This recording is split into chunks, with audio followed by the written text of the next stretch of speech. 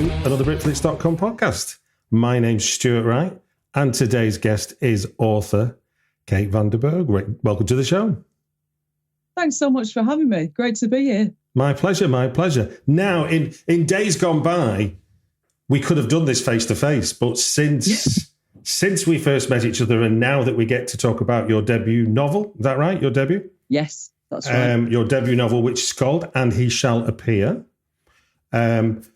I don't live in East London anymore, so we're doing this on a video call. So we're going to also talk about 3 films that have impacted everything in your adult life, which will be fun. But before we do, let us talk about your book, And He Shall Appear.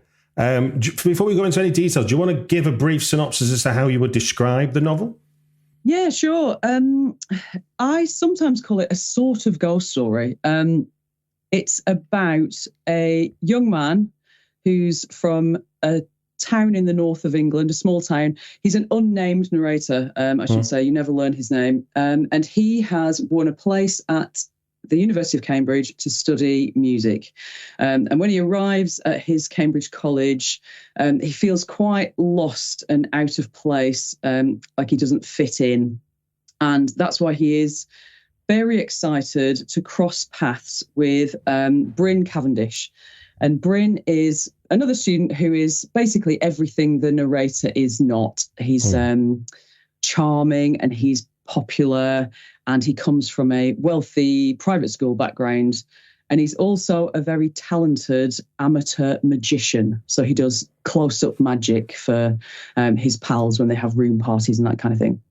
And so the narrator is really glad to be in Bryn's orbit until he starts to suspect that there's something a little bit off about Bryn's magic tricks, and he starts to worry that they may have a genuine supernatural foundation to them. And I should say the story is a kind of dual timeline. So when you meet the narrator, he's actually 20 years out of university, and he's been invited back to college for an event. And although he wants to go, it's sort of bringing back all these memories of this very strange friendship that he had in this time when everything went wrong.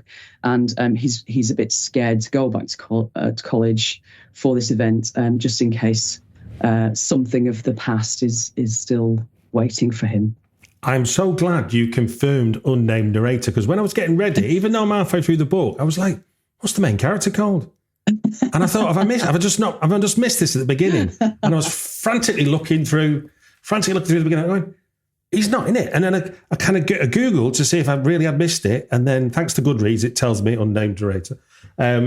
So yeah, I mean, and that, in essence, that gives us that intimate subjective view that essentially just puts us into the heart of the story. Was it always that the narrator's point of view? Was it as part of your process of developing this story? Was it ever third person looking from the outside in?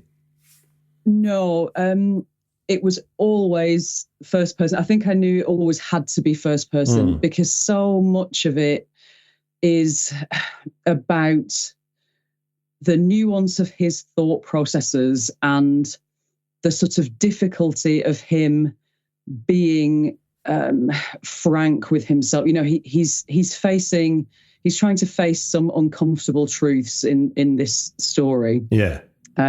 He's having to grapple with some things that he finds quite frightening and quite overwhelming. And I think, being inside his head was always going to be a big part of the story.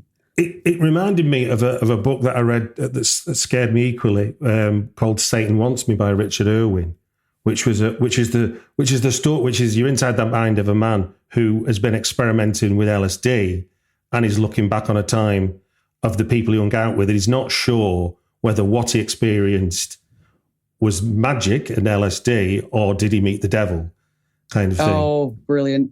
And I'm getting those vibes halfway into this, that obviously our unnamed narrator's going to lose his footing in terms of what everybody else understands is going on and what he thinks is going on. Well, yeah, and I just think it's a really fascinating part of the human experience, this the sense of the unreliability of our own memories. And I think maybe, it's that thing of I'm 20 years out of college myself now, and I am far enough out that those memories are quite murky now.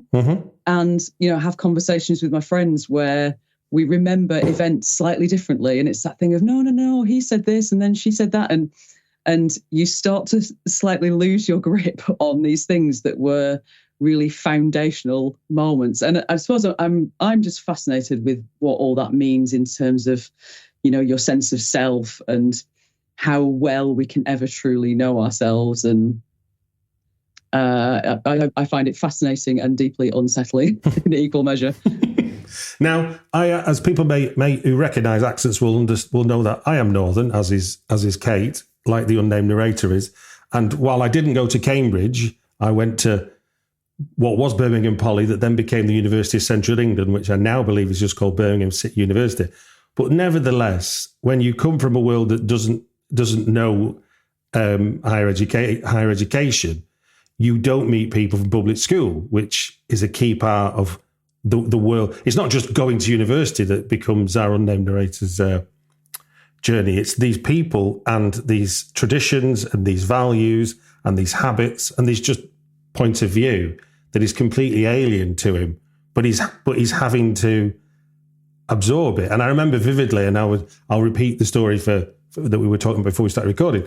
My first day, and a guy wearing a rugby shirt that's just a bit too small for him, and people from other schools recognised it as Marlborough's rugby shirt.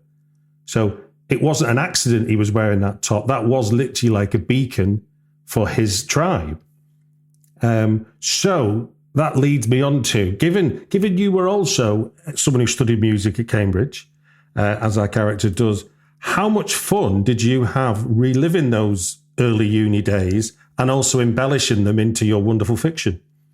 Oh, you know what? It's a very interesting question, because it was loads of fun in lots of ways to go back and dredge up the fun stuff. There's a moment where someone goes to a formal dinner with a bath mat around their shoulders because they're dressed as a werewolf, and that's a thing that happened. That's a thing that one of my friends did, and the whole book is absolutely full of Easter eggs for my friends who were there. Yeah.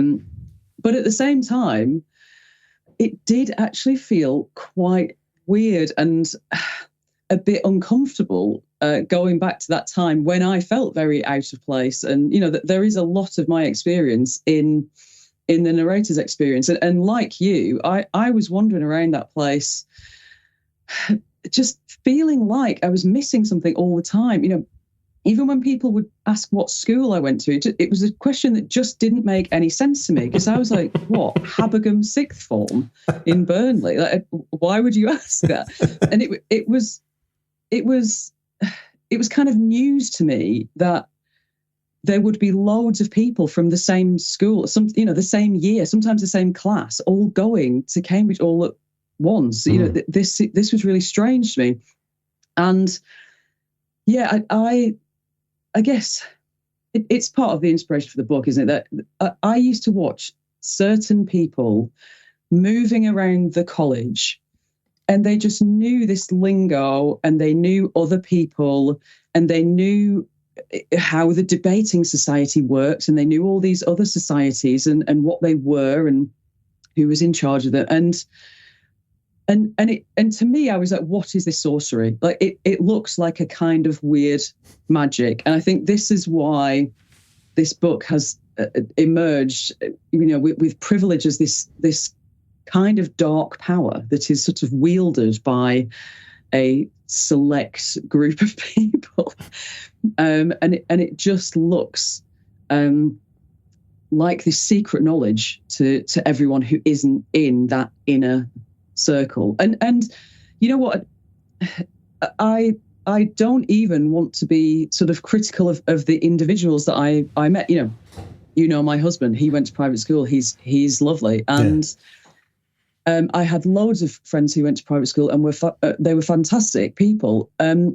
It's more that it's like the world is set up in such a way that certain people can move through it really easily, even down to the fact that, the dining hall, the way it looks, like for some people that looks really comfortable. You have your Britflicks with all these oil paintings of the masters looking down on you. And for other people, that is deeply, deeply weird. And I don't know if you'll have got to this scene yet, but there's a scene in the book where the narrator admits to Bryn that, he's feeling a bit weird, having his breakfast in a hall like that is quite, it's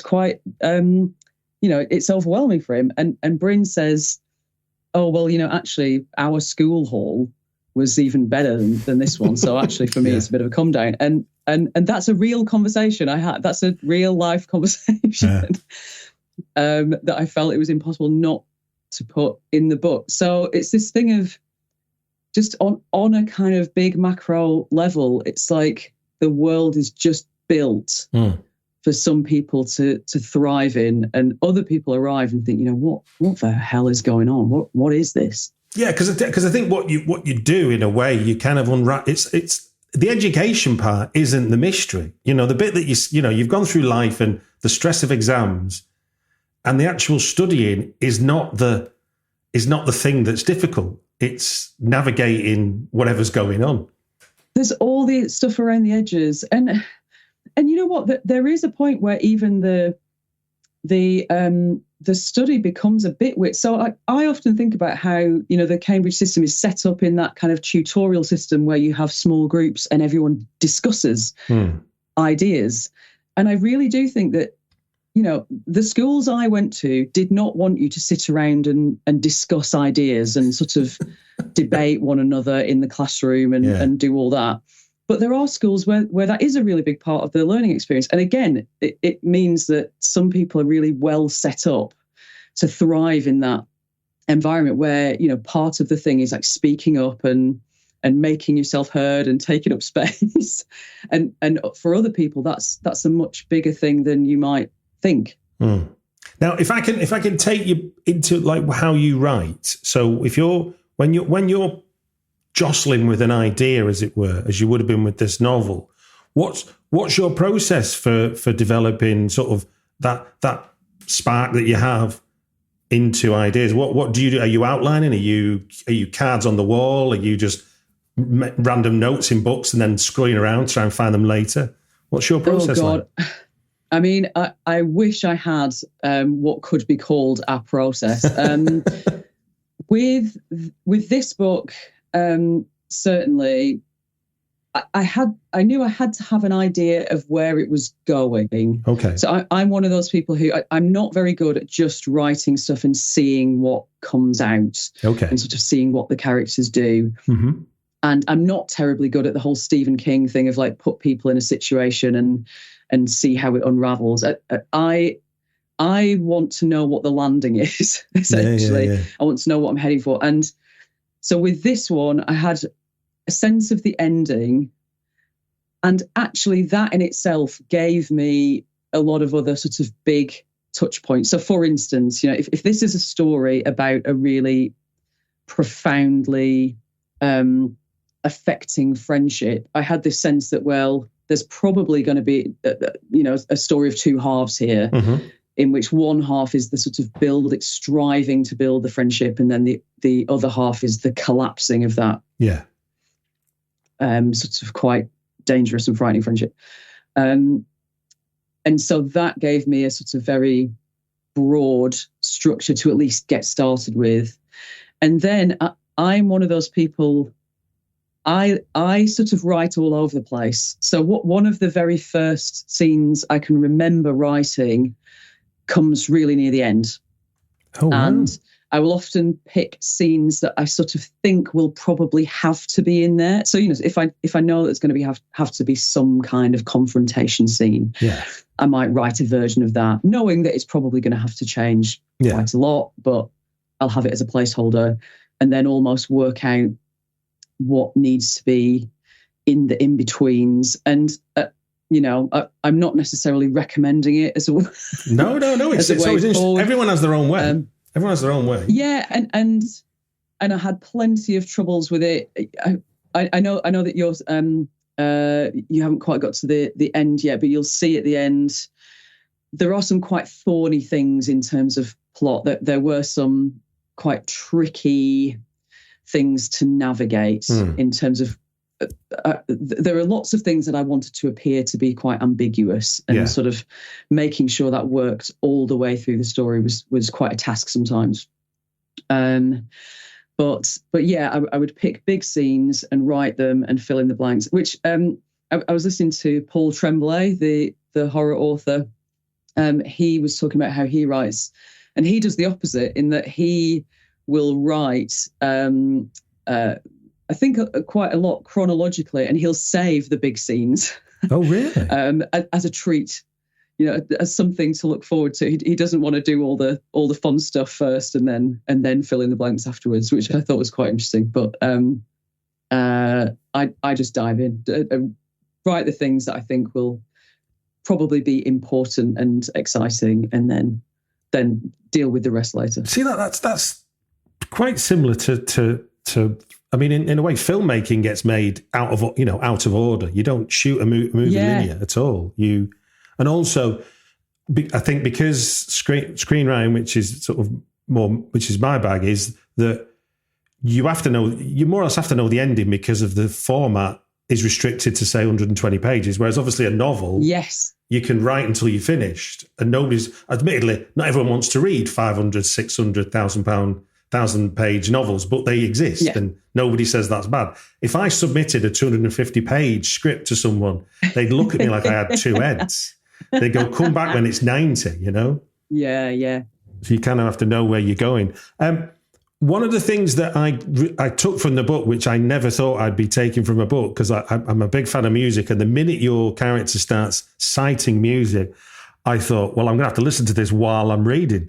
And brilliant. over the duration I've been reading it, I've become a fan of Peter Warlock, which is blowing my mind. I didn't know anything about him, and obviously I'm learning from the book. Which then, obviously, he's a musician, but obviously his character, as part of your story, is a good foil for our main character to try and figure out what's going on, because he's got this example that he does understand. Yes. And then what's emerging becomes, hold on a minute, is this?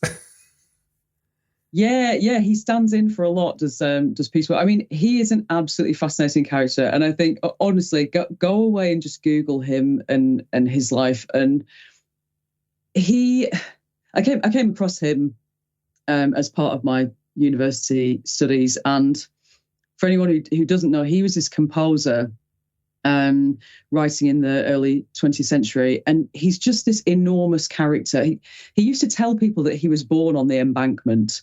He was actually born in a sort of swanky hospital, but he was this really kind of self-mythologizing character, and he was known for being this kind of beer swilling, very brash,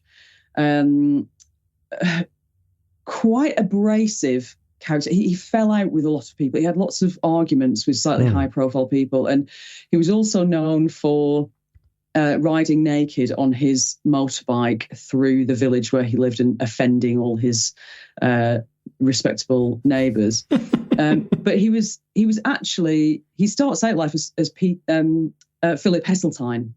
Peter Warlock is a name that he adopts. I was going to say, it seemed really brilliant for your story to have a guy called Peter Warlock.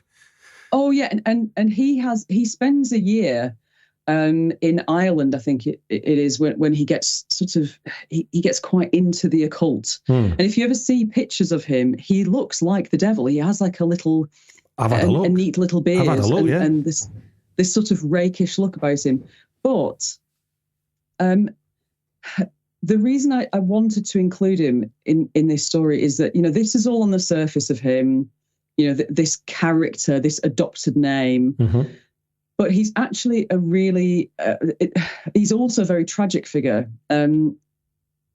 He has a friendship with the composer Delius, which lasts for much of his life. Right. They write to one another, I think from the time that Peter Warlock is a schoolboy. Right, wow. And he's a very, very talented schoolboy, and he's writing to this composer saying, I went to a concert of one of your works, and I think the conductor didn't necessarily conduct it right. And Delius will write back to him and say, "Yeah, you're right. It sounds like you didn't conduct it right." And he's really talented, but he can't ever quite get a grip. It's as if he can't quite find his place in the world. He wants to be a musician. He wants to be a composer. And he doesn't have as much money as he needs to kind of fulfill all his ambitions. Like I say, he's always falling out with people, and he dies very, very young. And the suspicion of a lot of people is that it is by suicide, and so he is this kind of dual character of this sort of devilish, rampaging, beer swilling kind of bloke on the one hand, and then on the other hand, this very tortured artist who produces, we haven't said yet, but produces the most beautiful music, the most stunning, fascinating music that kind of speaks across time. He's really into Elizabethan music, and he kind of combines this with really contemporary sound. And anyway, he just stands for so much in the book about identity and sort of time and this duality that you see in a lot of the characters. So anyway, if any one person is made a Peter Warlock fan by this book, then I will be absolutely delighted. Well, there you go. That's the one has happened. So there can only be more now, Kate. There can only be more. I hope so. Well, look, thank you for sharing that about And He Shall Appear. It is out now, I should say to people, and I'll put links in the show notes and stuff where they can find it. Amazing. And it just gives us to now move on to 3 films that have impacted everything in your adult life. Oh, how exciting. Right then, I'm just going to explain the rules of 3 films that impact everything in your adult life for those that may not have heard it before. Kate has very kindly given me a list of 3 films, which is the main part of it. I've limited it to 5 minutes per film as a chat. And every time we hear this sound,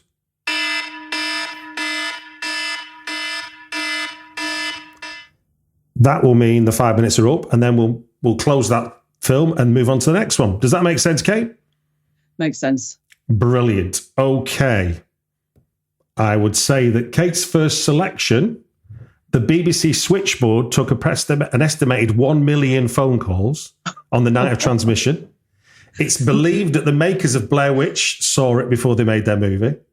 And it's earned the dubious honour of being the first TV programme to be cited in the British Medical Journal as having caused post-traumatic stress disorder in children.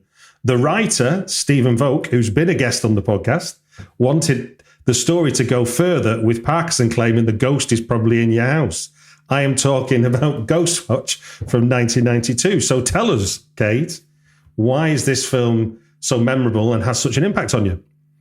Well, I mean, other than all of the reasons you just listed. So I was always mad about ghosts as a child. So on Halloween night, 1992, when I was 9 years old, brilliant, I was one of the children who sat down to watch this show called Ghostwatch. And I remember the intro, it being billed as a live investigation into a supposedly haunted house in North London.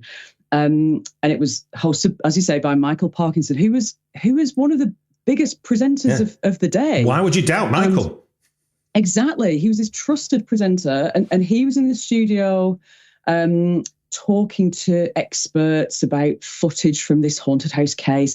And then you would cut from there to Sarah Green, who was actually in the house itself with the family, running around with a cameraman and a sound guy, basically trying to catch a ghost. And obviously, now we know that this was a drama and all the scares were scripted.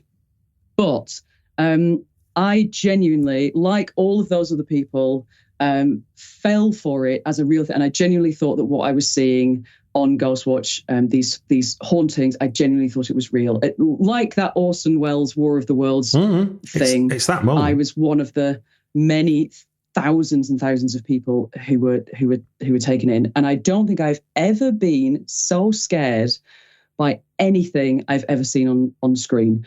And I guess there are a few things about it that made it so successful, I think, and that I still think about today. Go on. One of them is it really takes its time. This is a 90-minute show, and for the first 45 minutes, it really allows the atmosphere to build. The pacing is amazing. It almost feels at the start like this is one of those live broadcasts that's gone a bit wrong. Not very much is happening, except for these little breadcrumbs of weirdness, these things that you just glimpse at the very edge of your vision, where you think, like, did I just hear something? Or did I just see something over there? And it makes it so just unsettling, as if you're always you just feel just on edge. Like it won't release you from this low-level tension until 45 minutes in, when it all just absolutely kicks off. And there's a pool of water, there's noises from the girl's bedroom, there's why can we hear cats screaming when there's no cats? And I don't know, I just think about it now, like writing my own stuff, that idea of having to manage the audience's response really carefully. And, the scariest set piece will fall flat if you haven't sort of primed the reader or the viewer or whoever with this right atmosphere. And I guess, I was thinking about that with the book, this idea of really, really creating this sense of just nagging dread, this sort of very slow ratcheting tension. And I also think there is something about the extreme ordinariness of the whole setting in Ghostwatch it makes the horror so awful. So that format, that just the classic TV format of the day, like you say, Michael Parkinson was a completely trusted face, as was Sarah and Mike. Sarah and Mike, Craig Charles running around. Everything is as you'd expect. There's the number on screen like you were used to. Like people could call in and tell their own stories. And even the house itself. So when I made my husband Leo watch this, sort of 30 years on from me watching it first time. Yeah. The thing he said that really freaked him out at the end, and he was freaked out by it. He said, like, the house is just so ordinary, and it just looks like a normal house. When I was watching it as a kid, it looked like the house that I was growing up in. And that idea of normal things becoming haunted, it's one thing for a Gothic castle. My time is up. Your time. Finish your thought. It's one thing for a Gothic castle to be, you watch a film about vampires or something, but you can tell yourself, well, at least I don't live in a Gothic castle. But when Michael Parkinson is telling you that there's something wrong with the TV broadcast, then that's a bit of a worry. No, and to be honest with you, it's like you said, the build-up is the magic of it, and that's what I'm experiencing with your book, is that because the weird and the eerie and the uncanny don't need to be big Belisha beacons. They just need to be just a bit off from what you're... It's almost like, when you glance out your eye, you're always expected to see normal things. And if what you say at your corner eye is just slightly askew, that's enough. Yes. And if it happens 5 times, you're like, no, there's something not right now. And that's kind of what Ghostwatch set up lovely, didn't it? It's so beautifully. Yeah, this sense that something is just a bit wrong, so that when it goes really wrong, you are absolutely you're done for. Okay, well, look, thank you for that. We shall move on to your second choice, which is tonally somewhat different. For your second, another horror film, practically, in some way. Well, look. Pete Orty is the singer of the iconic song Walking in the Air that is often mistaken for Ali Jones's version, which was a single 3 years later, which was news to me before I started researching this. This film has been repeated on TV every year except 1984 since it was broadcast. I couldn't find out why. When it was first aired in America, they introduced David Bowie. So they replaced Raymond Briggs with David Bowie because he wasn't famous enough. So it was kind of a bit of star power at the beginning. I'm talking about Snowman, the film that's based on the popular wordless book by Raymond Briggs. And other than the song, the introduction and the lyrics to the song Walking in the Air, there are no words in the movie either. So tell us, what is it about the Snowman from 1982 that's held long in the memory for Kate? Oh, the snowman. I need to give you a bit of context for this one. So Please do. When I was a very small child, I was looked after day to day by my Auntie Iris and my Uncle Fred, because both my parents were at work. Mm-hmm. And my mum has said that Auntie Iris was like a second mother to me. And anyway, one day when I was when I think I was 2, she died very suddenly, in that way that, you know, one day she was there and then the next day she wasn't, and I never saw her again. Okay. And I don't remember her at all, but I am left with a deep horror of people leaving or people saying goodbye. I really hate saying goodbye to people, even now, all these years on. I guess, you know, on some level, in case I'm worried that they're never going to come back either. So imagine how I felt when, at probably the age of like 4 or something, I watched this film about this little boy who has this sort of magical evening with his snowman friend, and then wakes up in the morning to find him gone. It's genuinely a film. I have a visceral reaction to this film. I have a sinking feeling. If I hear this, if someone has this film on at Christmas, I have a reaction in my body, because it makes me anxious about what is going to happen. And you know, you can feel the snowman's wonderment as he's sort of having this lovely time in the house, being delighted by the fruit bowl and the television set. And at the same time, a lot of the music is really quite mournful. Yeah. Because, you know, the snowman knows he's on borrowed time. He knows that the sun's coming up. And I'm sure that it's the music that does it to me. As beautiful as the images are, you know, this gorgeous, the animation, the sort of pencil crayon style, as gorgeous as it is, I'm sure it's the music that gives me that visceral reaction when I hear it, because it just takes me back to being a child. And, you know, that ending, I remember I would watch this film all the way up to the last minute. And the moment at which the little boy gets out of bed in the morning and goes out to see his snowman, I would jump up off the sofa and run over to the tape player and stop it and rewind it, because I could. I mean, this is like, you know, the final shot that I couldn't handle it. It's like the Blair Witch Project. It's like my first ever Blair Witch experience. You know, I cannot see this final shot. And I think it just takes me back. That's how it makes me feel. It makes me, when I hear that music, I want to run and stop the ending from happening. And, you know, Raymond Briggs was quite frank about saying that, you know, this is a story about death, and not in a grim way, but you know, death is just part of life, and we all have to experience it. And I do think it's really bold that they don't try and soften it. You know, that there's no sly wink at the end that, you know, maybe the snowman's not really gone, or maybe he's coming back. They just leave you this absolute sucker punch of an ending. And it's brutal. I want to go on the record here and say I think that might be the first time that the ending of Blair Witch and the ending of The Snowman have ever been drawn as parallel lines.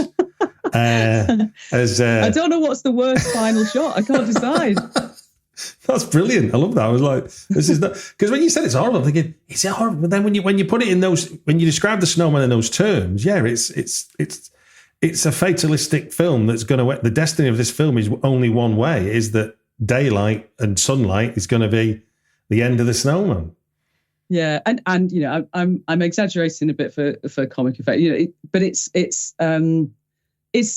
deeply sad, you know, rather than horrific. It's deeply sad, and I do kind of think, I actually do think the best kind of horror films are a bit sad as well. But it's interesting how much of that is communicated from a wordless book and B, a wordless film. You know, it speaks to the you know, given what he was trying to do, it speaks to a universality of how we do view loss and death and stuff. And now, if we can treat it as normal as we can, then it can be normal, for want of a better expression. Yeah, totally. And that thing of, you know, when we're coming up with stories, you know, you don't need to shy away from writing about those big universal experiences, because they are that's what they are. That's why they move us all, and it's you don't have to worry about it not feeling original or trying to come up with some. These are the big things. That, absolutely, that stay with us. Right then, we are on to your final choice. Director Jordan Peele said that this is one of the movies that scared him the most. That is a faux horror documentary written and directed by Joel Anderson, who would go on to work in the continuity script department on 2023's A Late Night with the Devil, which obviously if you've seen that movie, owes a great debt to Ghostwatch. I am indeed talking about late 2008's Lake Mungo. So tell us. Well, speaking of horror that is sad as well as scary, I am obsessed with this film because I think it's really affecting, just as a simple classic ghost story about a family tragedy, where this teenage daughter has drowned in a terrible accident, and her mom, dad, and brother now believe that she is haunting them. And it also features lots of the stuff we've talked about, that sort of idea of things glimpsed at the edge of your vision, these sort of shadows just on the edge of your sight, that very unsettling stuff. It also does it does a thing that Ghostwatch does too, actually. What's that? It gives you a moment where it appears that all the hauntings you have seen are a hoax. It allows you to sort of think that, it's all been a trick. And just as you're lulled into this false sense of security, it then reveals that actually the hoax story doesn't explain everything away, and maybe the most sinister stuff is still to come. And it's weird. It actually makes me think of magic tricks, because have you ever seen magicians often do this as well? They'll be doing a trick in a routine, and there'll be a moment where it feels like something's gone wrong, or the card that they've revealed is the wrong card or something, and things seem to be a little bit flat. And then I'm sure Darren Brown has spoken about this, actually. Yeah. And after this sort of supposed mistake, there's this moment of the final flourish, and actually, ta-da! This was a deliberate mistake, and you've dropped your guard, and now you've missed the sleight of hand or whatever it is, and here's the big reveal. And I don't know, I just feel like there's something, there's some kind of brilliant crossover between writing and magic there, and even about misdirection and things like that, where if you're writing and you want to include a detail that you want to hide it from your audience, you can't just simply not mention it. You have to sort of play a piece of misdirection and put something else in their heads instead. I don't know. I feel like there's something a little bit magical going on with the writing. Well, I mean, because the trick with Lake Mungo is like, whereas, I don't know, with Blair Witch, you've got found footage, you've got somebody has gone missing, we've found the evidence of what they discovered, let's piece it together. Lake Mungo is a story told by someone that's made a documentary in the movie. You've not found evidence of someone who's disappeared. We're watching someone's a supposedly authored piece of work. So then when the camera is holding on something and we're not sure what we're meant to look at, we're suddenly very uncomfortable, because we've been used to a talking head here and a shot of the lake there, and then suddenly we're being asked to peer into a room because something's happening which wasn't planned as part of the documentary. So the documentarian is responding to their environment now, not just the story. It's so sinister. And I mean, for me, the big thing about Lake Mungo for me is how it handles time. And, this being a story that's all about time, this girl who feels like something bad is going to happen to her and has also simultaneously happened to her already. Yeah. And I feel like, there are moments where you have people talking about the same scene from different perspectives. Mm-hmm. And I feel like it's as if their timelines, these characters' timelines, don't match up. And it makes me think of stuff like All of Us Strangers or Field of Dreams, where that's the opposite, where the films allow characters' timelines to match up in such a way that, you know, you, the son, can speak to your father when you're both 30 years old and you can both understand one another better. Yeah. But I feel like Mungo is doing the opposite in this very smart way of just keeping people apart, you know, these moments in time. Finish your thought. And I think that's why it's such a frightening film in the end, because what it leaves you thinking in that case is, you know, with this feeling of, you know, what if the people we love most of all are always just slightly out of reach? What if we will never connect with them and see things the same way? You know, what if we'll never manage that and we'll always just be a little bit estranged from one another, which again, you know, is as scary as any ghost, any haunting, you know, that sort of reality of human experience. And that plays into the idea, the ghost theory that we're all just vibrations in all the molecules and atoms that exist. So ghosts are just stray reverberations of making something from the past reappear in the present. You know, there's that. Yeah. Time is terrifying. Time is just genuinely the most terrifying concept. So I just love any film that sort of deals with it. Did you see the film A Ghost Story then, where it looked at an approximate place in time and you went through all the ghosts that have lived in the house? No, I don't think I have seen that. I would recommend that. I'll say no more, not to spoil it, but it's a cracking film. It's got Casey Affleck in it, but he wears a ghost hood, so it wasn't star power. It's a bit like when Fassbender was Frank. In the big head. Yeah. Well, look, thank you very much for sharing those memories with the three films that have impacted everything in your adult life. And thank you for sharing that bit of insight into And He Shall Appear, your debut novel. Thanks so much for having me. It's been a load of fun.